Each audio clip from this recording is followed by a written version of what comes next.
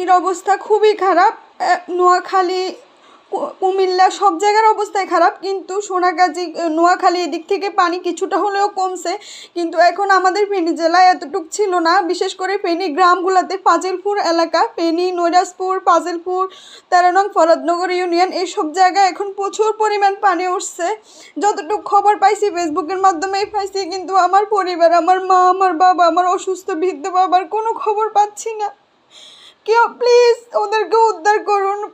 ফাজিলপুর এলাকায় একদম ছাদ পরিমাণ পানি চলে গেছে, মানুষের অবস্থা খুবই খারাপ। এখন ওদেরকে উদ্ধার করা খুবই দরকার। আমি যতটুকু শুনছি ফেসবুক পেজের মাধ্যমে যে অনেকে ছাদে আশ্রয় নিছে, কিন্তু তারা ওইখান থেকে আর বের হতে পারছে না। ওইখানে এখন প্রচুর পরিমাণ নৌকা আর স্পিডবোট দরকার। প্লিজ তাদেরকে উদ্ধার করুন, খাবার পরে আগে তাদেরকে উদ্ধার করুন। কোনোভাবে মা বাবা কারো খবর পাচ্ছি না। আজকে 2টা দিন